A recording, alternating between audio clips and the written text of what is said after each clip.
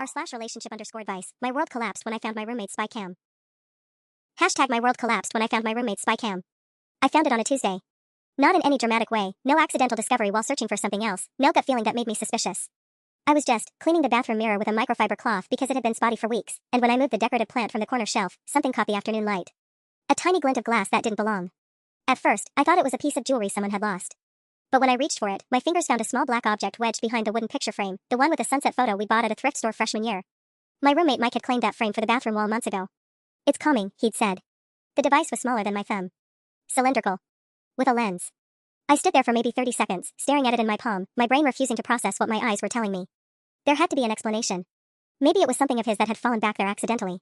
Maybe it was something he'd forgotten about. Maybe it was something completely innocent that I was misunderstanding. Those maybes evaporated the moment I turned it over and found the memory card slot.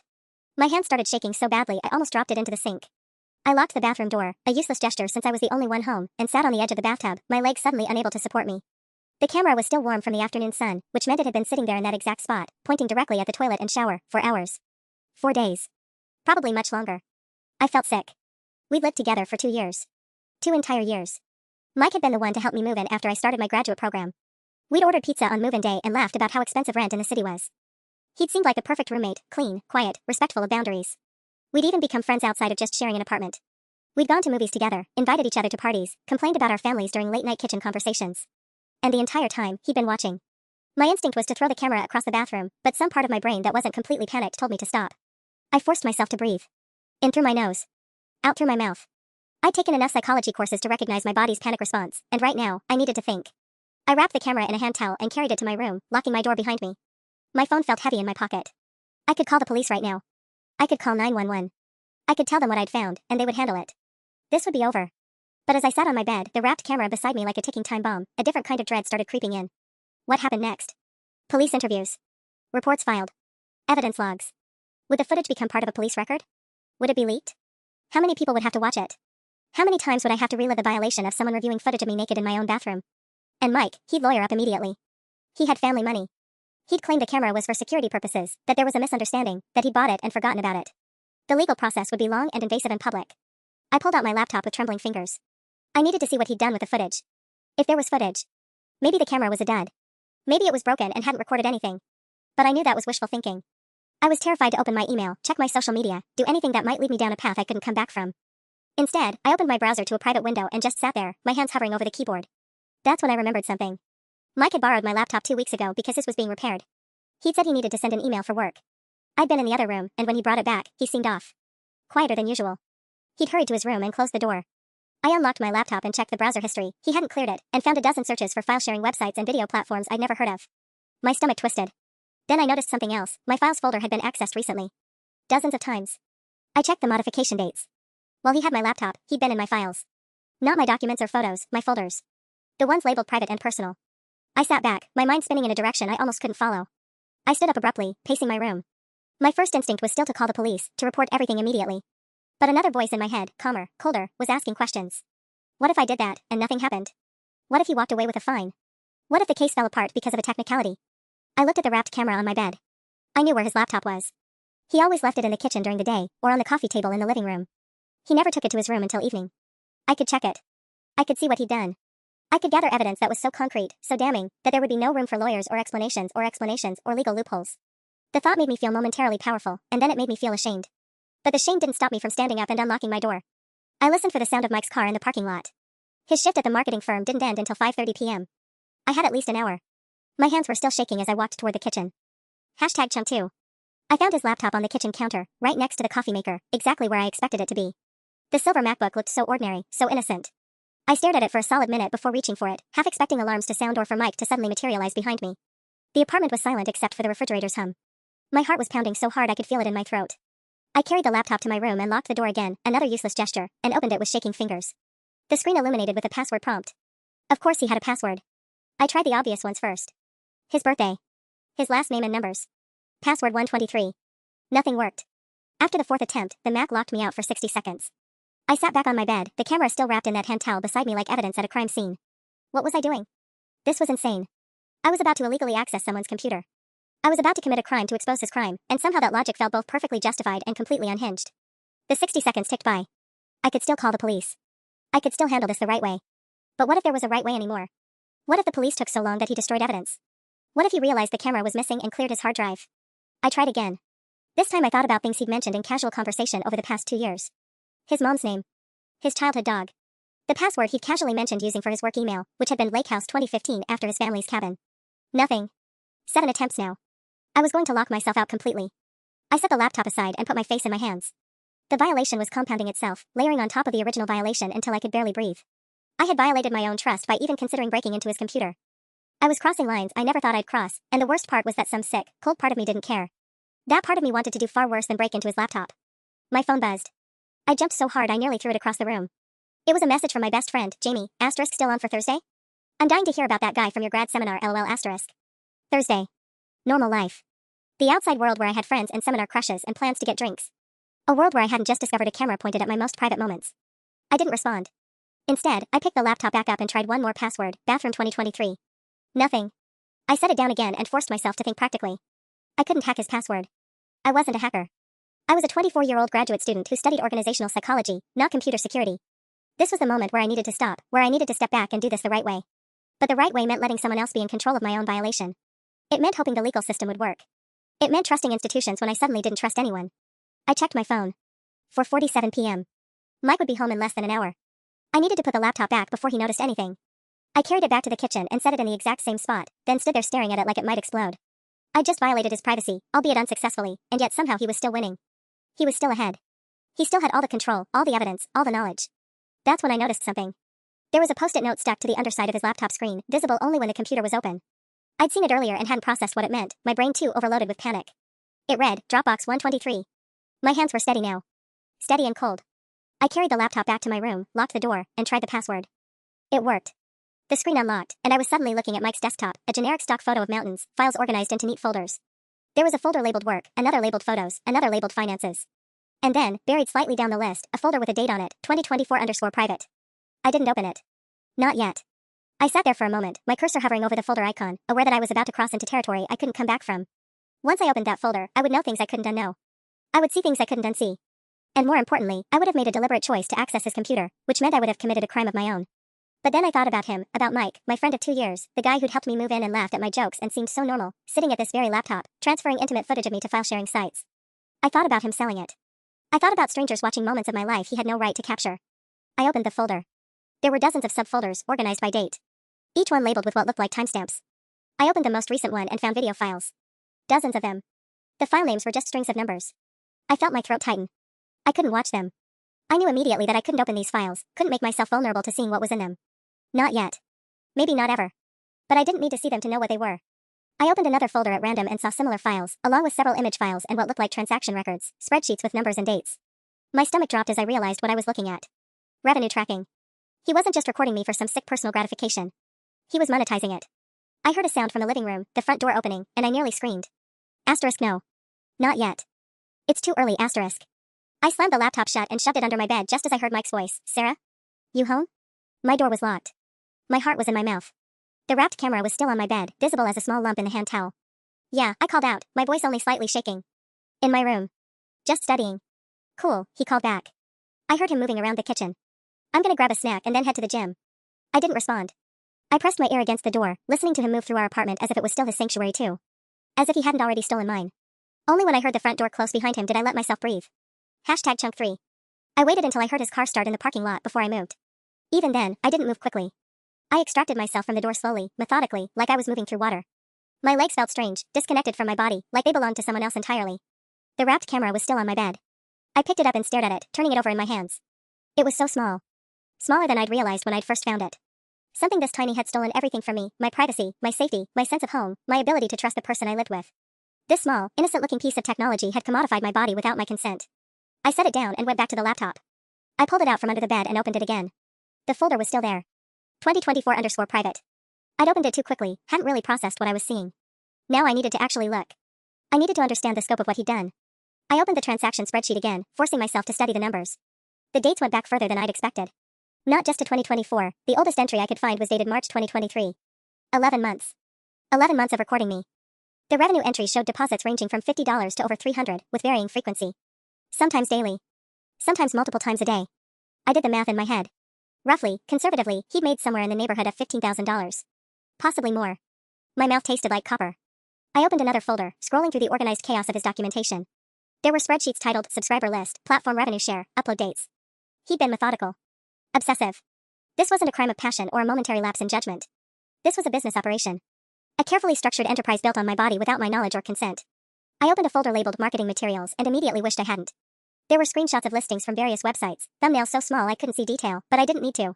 The descriptions told me everything: college girl unaware, dorm shower series, real hidden cam footage. My stomach lurched and I slammed the folder closed. Think. Focus. I needed to document this without losing my mind. I grabbed my phone and took screenshots of the spreadsheets, making sure to capture the revenue totals, the dates, the organization structure.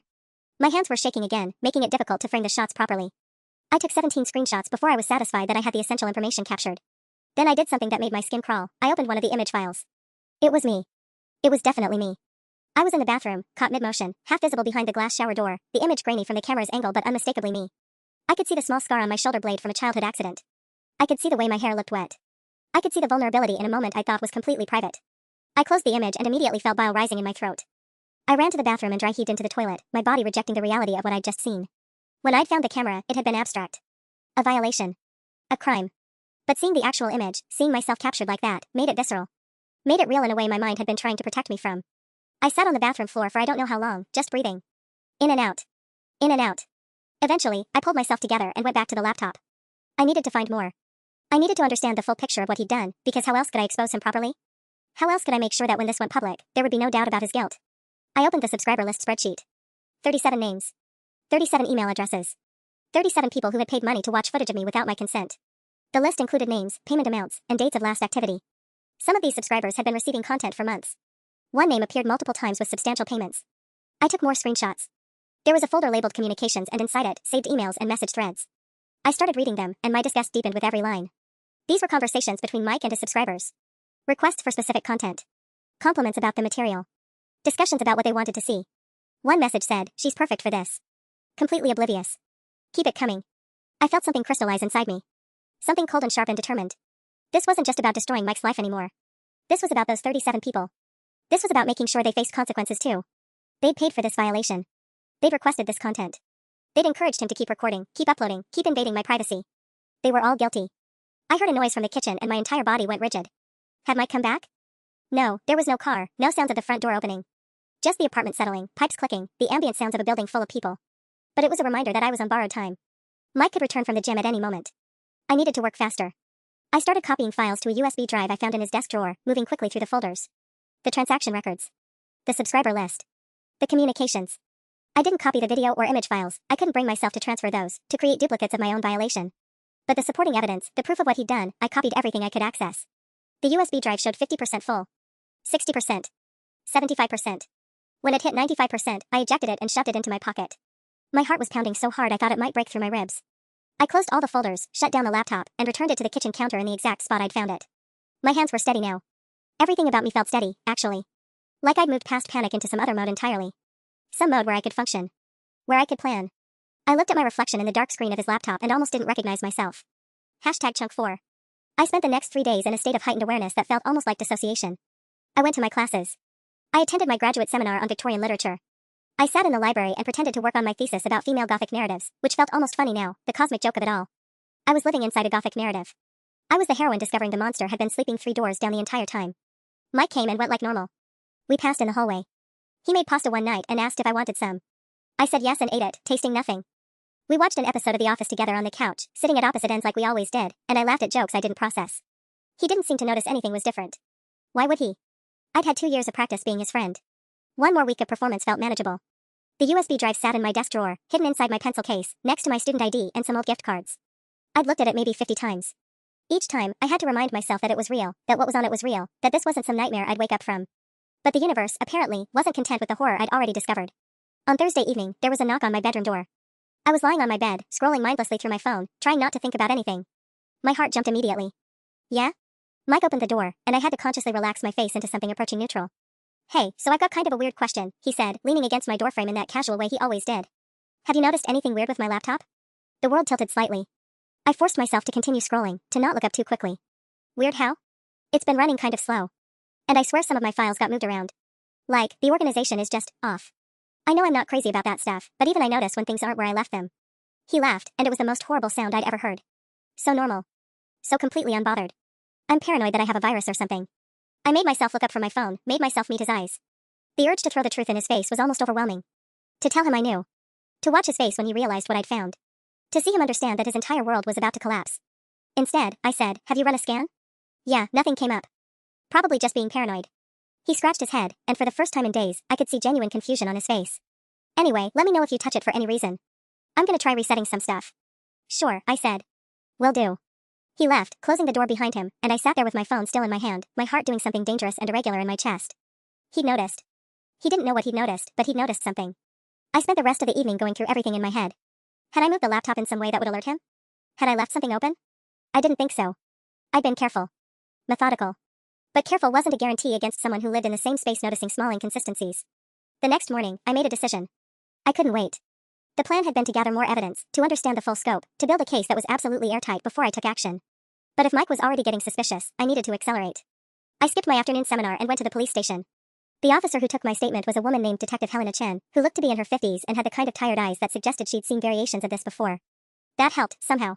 She didn't seem shocked or overly sympathetic in a way that made me feel fragile. She just listened. And took notes. And asked very specific questions about dates and access and what I'd observed. "You handled the device?" she asked, making a note. "Yes, I'd already explained this. I found it, I realized what it was, and then I touched it before thinking about preserving evidence." "That's understandable," she said, and I believed her. "But it's good that you didn't tamper with anything else. The laptop in particular is important. We'll need to preserve that as evidence." The way she said we made it feel real. Like this was now something bigger than just me and my USB drive and my terrible knowledge. Like I'd transferred the burden to someone with the authority to do something about it. "What happens now?" I asked. "Now, we get a warrant," she said. "And we take that laptop into evidence. We'll also get the camera you found. We'll want to interview him, and we may need additional statements from you as we process the evidence." "Will he know it's coming?" My voice sounded small. "We'll notify him when we execute the warrant. It'll likely be within the next few days, once we have the paperwork processed." A few days. I still had to live with him for a few more days, knowing what I knew, knowing that he was now suspicious of something. "There's something else you should know," I said, and then I told her about the subscriber list. About the 37 people who had paid money for the footage. About the communications and the requests for specific content. Detective Chen's expression hardened in a way that made her look genuinely angry. "How many people did you say?" 37. "At least. There might be more I didn't see." She made several more notes, the tip of her pen pressing hard against the paper. "This is larger than we initially thought. This will likely become a federal case given the distribution and interstate commerce element. I'm going to involve the FBI. They have a dedicated unit for this type of crime." The FBI. It was supposed to be reassuring. It was meant to indicate the seriousness with which this would be treated, the resources that would be deployed. Instead, it made everything feel more real and more terrifying and more permanent. When I left the police station, the afternoon had turned cold. I walked back to campus slowly, knowing that I'd set something in motion that couldn't be stopped now. Mike would be arrested within days. His laptop would be seized. Everything would come pouring out. I should have felt relieved. Instead, I just felt trapped in a closing door, waiting to see what would happen when it finally slammed shut. #Chunk 5. The warrant was executed on a Tuesday morning at 7:47 a.m. I know the exact time because I was lying awake in bed, had been awake since 5 a.m., watching the ceiling and counting my heartbeats. I heard the knock, official, authoritative, the kind of knock that means something is ending. I heard Mike's confused voice from the hallway, then Detective Chen's calm explanation. I heard the sounds of them moving through our apartment, heard Mike's protestations growing more frantic, and I made myself stay in my room with my door closed because if I didn't, I was afraid I might do something I'd regret. Like smile. Like cry. Like both simultaneously. By the time I came out, pretending I'd just woken up, they were already bagging the laptop. Mike was standing in the living room in his boxers and an old t-shirt, his face the color of wet paper, looking at me with an expression I couldn't quite parse. Confusion. Dawning comprehension. The first fracture in his world. "Sarah?" He said my name like a question, like he was asking me to confirm something. I just shook my head slightly and went to make coffee. Detective Chen didn't tell me what happened during the interview, but I could piece some of it together from the way Mike acted after they released him. Technically, they had to let him go pending the investigation, which felt like a cosmic joke. He was allowed to stay in the apartment, though there was some discussion about restraining orders and temporary housing. I wanted him gone immediately. The detective said the paperwork would take time. Time. Everything took time. The first night he came back, Mike didn't leave his room. I heard him on the phone, his voice muffled through the walls, talking to what I assumed was a lawyer. I heard him crying at one point, and I felt absolutely nothing. That should have worried me, the absence of feeling. But mostly I was just numb and waiting. By Wednesday, word had started to spread. I didn't tell anyone. I didn't need to. Someone had seen the police cars outside our apartment building. Someone had seen the FBI agents, yes, actual FBI agents, which was somehow both vindication and humiliation all at once. Someone had put the pieces together or made an assumption or just started a rumor that spread through our friend group like a virus. My phone started buzzing. First it was Alex, who lived 2 blocks away and had heard something from someone at the gym. Then it was Jennifer, asking if I was okay, if Mike had done something. Then it was Marcus, who said he'd heard Mike had been arrested for something but didn't know what. Then it was people I barely knew, people from classes, people from the graduate program, all circling with questions I wasn't ready to answer. I turned off my notifications and tried to ignore it, but by Thursday, someone had apparently pieced together enough information to figure out what the actual crime was.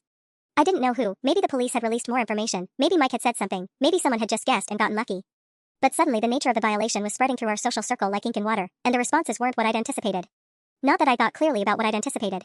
I'd been so focused on the mechanics of exposure, the evidence, the arrest, the legal consequences, that I hadn't really considered the social aftermath. The speculation. The questions. The conspiracy theories. There was a text from my mother by Friday morning. Call me immediately. I'm hearing awful things about your apartment situation. There was an email from the graduate program director asking me to come to her office to discuss any concerns I might have regarding my academic progress and well-being during this challenging time. There were 3 separate messages from people asking, in varying degrees of delicacy, whether I had been the victim. Whether the videos involved me. Whether I was okay. That last one was almost funny. Was I okay? I had just exposed my rapist, because that's what it was, even though he'd never physically touched me, even though the law might parse the terminology differently. I had been violated and stolen from and commodified, and now everyone knew it, or at least they suspected it, or at least they knew something bad had happened. And somehow that felt almost worse than the original discovery. I went to campus on Friday with the intention of going to the graduate director's office, but I got as far as the library and just stopped. I sat down in the corner of the 3rd floor, in one of the carrels hidden between the old stacks, and I couldn't make myself move. I just sat there, pretending to do work on my laptop, and I watched people pass by. How many of them knew? How many of them were piecing it together? How many of them were thinking about the details? I suddenly, viscerally understood why so many victims never come forward. It wasn't just the fear of not being believed, though that was certainly part of it. It was this, the knowledge that once you say the thing out loud, once you make the crime real and official and documented, it stops being something that happened to you in private. It becomes a story. It becomes part of your identity. It becomes the first thing people think about when they see you. Sarah, who found hidden cameras. Sarah, who was filmed without consent. Sarah, who? My phone buzzed again. This time it was an email from an unknown address, the subject line just a series of numbers, 384-7592. My stomach dropped before I even opened it. I know you did this, the email said. I know you went to the cops. I don't know why you felt the need to destroy my life, but I hope you're satisfied.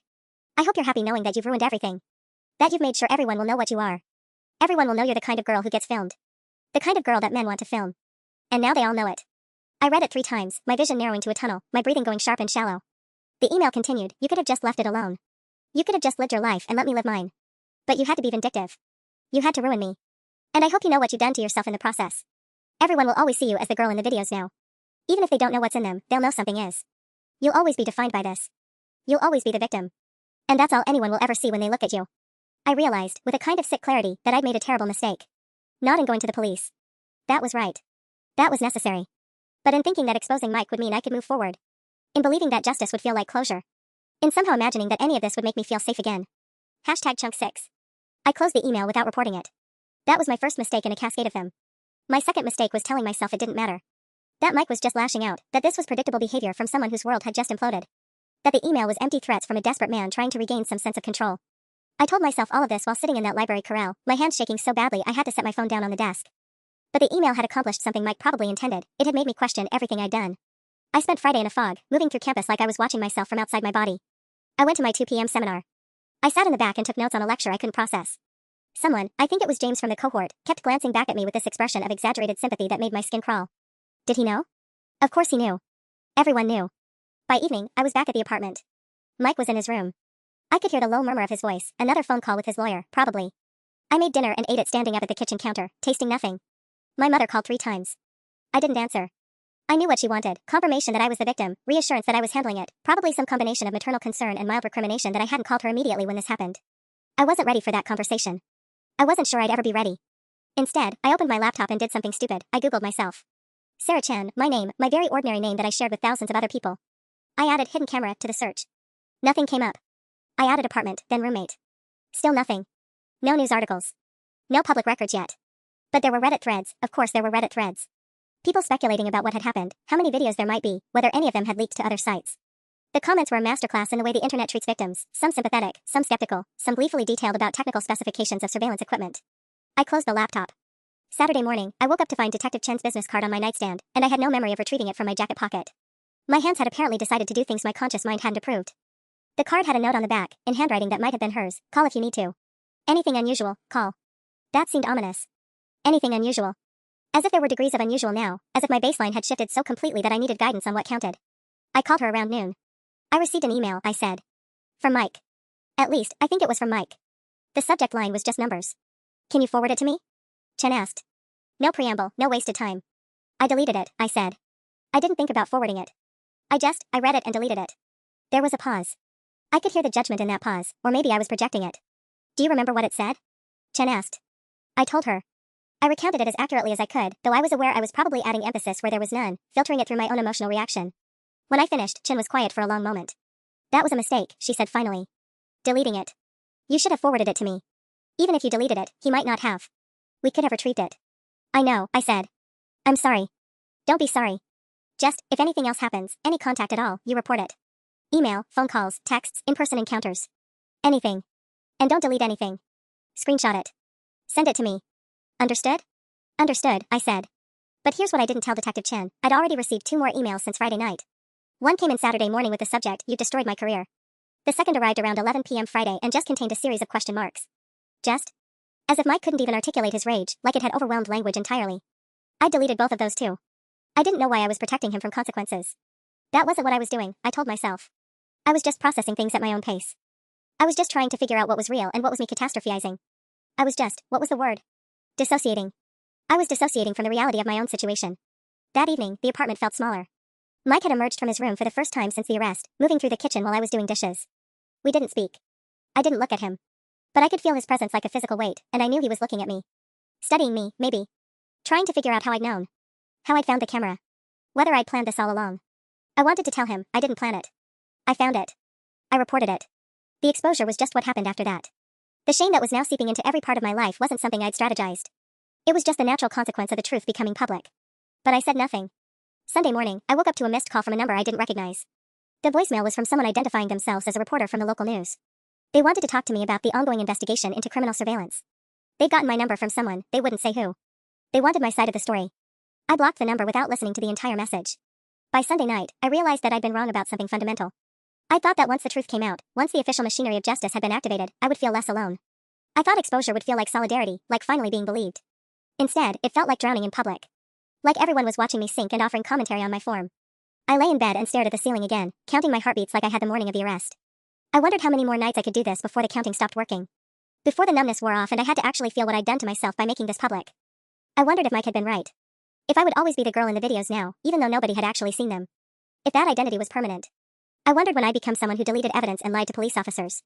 And I had no answers, just the sound of my own heartbeat and the knowledge that I'd set something in motion that I couldn't stop anymore.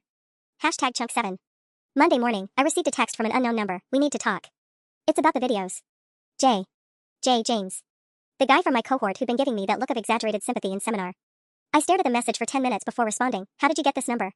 The reply came back almost instantly. "It's not hard. Can we meet?" Not at campus. Every instinct I had was screaming at me to ignore him, to block the number, to forward this to Detective Chen like she'd instructed. Instead, I found myself texting back a coffee shop location and a time, Tuesday 3 p.m. I didn't know what I was doing. That was becoming a pattern. Tuesday afternoon, I sat in a corner booth at a cafe 3 miles from campus, nursing a cold drink I didn't want. James arrived exactly on time, which somehow made it worse. He was the kind of guy who was always exactly on time, always did everything by the rules. He ordered a coffee and sat down across from me without preamble. "I know someone," he said quietly. "Who has the videos?" The bottom fell out of my stomach. "What?" My voice came out as barely a whisper. "Not all of them. But some. They were uploaded to a private forum before the police got to Mike's equipment. I found out because," he stopped, seemed to be calculating how much to tell me. "Because a friend sent me a link. Thinking I might want to see them. Thinking it was funny." I couldn't breathe. I was aware of this intellectually, my chest was tight, my head was spinning, but it felt like I was observing the sensation from far away. "Why are you telling me this?" I asked. "Because you deserve to know," James said. "And because I'm telling you that I reported the form to the FBI. And because you need to understand that this is bigger than what happened with Mike. This is going to get worse before it gets better." I couldn't finish the sentence. "Did you watch them? Did you see me?" James seemed to understand the question anyway. "No," he said firmly. I closed the link the second I realized what it was. "I'm telling you this because you're going to find out anyway, and you should hear it from someone who actually cares about you rather than from a news article or social media or," he glanced around the cafe, lowering his voice further, "or from someone who thinks it's entertainment." I felt something crack open inside my chest. Not the numb dissociation I'd been wrapping around myself, but something rawer. Anger, maybe. Or despair. Or both. "How many people know?" I asked. "On the forum?" "I don't know. Hundreds, maybe. Maybe more. The internet is good at spreading things. And bad at deleting them." I stood up. I needed to move, needed to get away from him, from this information, from the reality that what I tried to contain had already metastasized beyond anyone's control. "Where are you going?" James asked. "I need to call the police." "I already did," James said. "I reported the form 2 days ago. They're investigating." I sat back down. My legs didn't feel like they belonged to my body anymore. 2 days ago? Right after I found out. Sarah, he reached across the table like he wanted to take my hand, then seemed to think better of it. This isn't your fault. What happened to you, what Mike did, what people are doing with the footage now, none of that is your fault. But was it? If I hadn't pushed so hard to expose him, if I'd just gone to the police quietly and let them handle it, maybe the videos would have stayed on Mike's encrypted drive. Maybe they wouldn't have been uploaded anywhere. Maybe I wouldn't be sitting in a coffee shop learning that I'd been distributed to hundreds of strangers before I even knew it was possible. I need to go, I said. Sarah, wait. But I was already leaving. I drove directly to the police station, not bothering to call ahead. Detective Chin wasn't available, but I gave the desk officer my statement about James's information, about the forum, about everything. They took my information and told me they'd have someone call me within 24 hours. That night, I called my mother. I couldn't put it off anymore. She answered on the first ring, like she'd been waiting by the phone. Sarah? Oh my God, are you okay? I told her about the forum. I told her that the videos had spread. I told her that I'd known and done nothing about it for days because I was trying to protect myself from the truth. I told her that I deleted evidence and lied to a detective. I told her everything, and when I finished, she was quiet for so long that I thought the call had dropped. Mom? I'm here, she said finally. Her voice was thick. I'm here. And you're going to get through this. We're going to get through this. How? I asked. How do I get through this? One day at a time, she said, which was something people always said, and it meant nothing and it meant everything. And with help. Real help. Not doing this alone. After we hung up, I sat in my room and did something I'd been avoiding. I searched for the form James had mentioned. It took less than 5 minutes to find. Less than 5 minutes to realize that the videos were still there, still being shared, still being discussed by dozens of anonymous users who were having conversations about my body, my vulnerability, my violation. I closed the laptop and called Detective Chen's number from the business card. It was past 9 p.m., but she answered. We know about the forum, she said before I could speak. We're working on it. How long? I asked. How long before you take it down? We're working with the FBI to subpoena the hosting company. It could take days. It could take longer. Days. While my intimate moments were being consumed and discussed by strangers, it could take days. In the meantime, Detective Chen continued, I need you to understand something. The people who are distributing this material now are committing separate crimes. Possession and distribution of intimate images without consent. That's a felony in this state. We will pursue that. But I can't get the videos back, I said. I can't make people unsee them. No, Detective Chen said quietly. You can't. That night, I lay in bed and realized that my plan to methodically destroy Mike's life had backfired in ways I'd never anticipated. I'd exposed him, yes. But in doing so, I'd also exposed myself, not just to his punishment, but to a world of strangers who now owned pieces of me that I could never reclaim. And I had no idea how to live with that. #Chunk8. 3 weeks later, I sat in a conference room with Detective Chen, 2 FBI agents, my mother, and a lawyer named Patricia Volkov who specialized in digital exploitation cases. The lawyer had been recommended by the university's victim services coordinator, and she'd been methodically quiet in a way that made me trust her. The forum has been taken offline, one of the FBI agents said. Her name was Agent Morrison, and she had the kind of direct gaze that made you believe she'd actually read every word in the file in front of her. The hosting company complied with the subpoena. We've identified 47 users who actively participated in sharing or distributing the material. Criminal charges are being filed against 13 of them. We're still building cases on the others. I nodded, but the words felt distant. The forum being gone didn't mean the videos were gone. The internet had already swallowed them whole. They existed in screenshots, downloads, cached files, in places I'd never find them. What about Mike? I asked. Separate prosecution, Patricia said. She had reading glasses on a chain and a voice that sounded like gravel and wisdom. Production of intimate imagery without consent, distribution, profiting from exploitation. The evidence you gathered, combined with what law enforcement recovered from his devices, is substantial. We're recommending charges that carry prison time of 12 to 20 years, depending on how the jury evaluates the aggravating factors. 12 to 20 years. I'd wanted to destroy him, and now that destruction was quantifiable in decades. I should have felt triumphant. Instead, I felt hollow. Sarah, my mother said, reaching over to squeeze my hand. Are you okay? I wasn't. But I would be, eventually. The meeting wrapped up with logistics, victim impact statements, court dates, protective orders. I signed documents with a signature that barely looked like mine anymore. When it was over, Detective Chen walked me out. I want you to know something, she said as we stood in the hallway. What happened with the forum, the parts that went beyond Mike's initial crime, that wasn't on you. You didn't cause that. You were a victim reporting a crime, and other people made choices to perpetuate that crime. That distinction matters. I wanted to believe her. I was trying to believe her. Over the next month, something shifted. Not dramatically. Not in the way stories say healing happens, like a light turning on. But gradually, in small increments. I transferred to different housing through the university, a single dorm room that felt like luxury. My therapist, Dr. Reeves, who specialized in trauma and whose waiting room smelled like lavender, helped me understand the difference between what I'd done wrong and what had been done to me. There was a difference, even if my brain kept trying to blur the lines. My mother came to visit.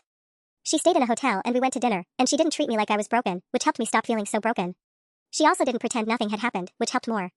We talked about it the way you talk about something that happened, not something that defines you. James texted me once. I wanted to check in. No pressure to respond. I just wanted you to know I'm thinking of you. I didn't respond for a week, then sent back, thank you for telling me. And for reporting it. I'm working through some things, but I wanted you to know that matters. He didn't push for more, which I appreciated. The seminar where I'd faced him was over now, and I'd switched advisors. My new advisor, Dr. Patricia Chen, no relation to Detective Chen, was a woman in her 60s who'd published extensively on information ethics and surveillance. When I told her what had happened, she didn't flinch. She listened, and then she said, a lot of people would have made the same choices you made. Some of them worse. What matters is what you do now. What I did now was finish my degree. It was harder than I expected. Every time my mind wandered in the library, it wandered to dark places. But I showed up. I went to therapy. I called my mother. I joined a support group for people affected by image-based abuse, and I learned that I wasn't alone, which was both comforting and devastating. The trial was scheduled for next fall. Patricia said I might have to testify, but she'd prepare me. There would be a jury. There would be cross-examination. There would be people arguing that Mike was more than his worst crime, that he deserved sympathy. Patricia said I needed to be ready for that. I wasn't sure I'd ever be ready. But I was learning that readiness wasn't a prerequisite for doing difficult things. 4 months after the coffee shop meeting with James, I was sitting in my dorm room working on my thesis when my phone buzzed. A news notification, local graduate student convicted in digital exploitation case. I read the article twice. Mike had taken a plea deal, guilty to 3 counts in exchange for reduced sentencing. He would serve 8 years, and he'd be registered as a sex offender upon release. I thought I'd feel something strong, vindication, or anger, or closure. Instead, I felt tired. Not the exhaustion of trauma anymore, but the regular tired of someone who'd been through something and come out the other side, changed but intact. My mother called within the hour. Did you see? She asked. Yeah. How are you feeling? I considered the question seriously. A year ago, I would have said I didn't know. Even a few months ago, I would have lied and said I was fine. But I was learning to be honest with myself. I'm sad, I said. For what he did. For what it cost me. But I'm also, I don't know. Not happy, but something like relief. Like I can stop waiting for the next disaster and just start living again. After we hung up, I opened my laptop and looked at the document I'd been working on, a research proposal about digital consent and privacy violations. I'd been thinking about changing my thesis topic to something safer, something smaller. But as I read through my notes, I realized I didn't want to hide from what had happened to me. I wanted to understand it. I wanted to help other people understand it. I'd been so focused on destroying Mike that I'd forgotten something important. I didn't have to let him destroy me too. The camera was gone. The videos were still out there in some corners of the internet, probably forever. But I wasn't that person anymore, not the person in those videos, not the person who'd spent weeks plotting revenge, not the person who thought she could control an outcome that was always going to be beyond her control. I was the person who survived it. And maybe that was enough. Maybe that was everything.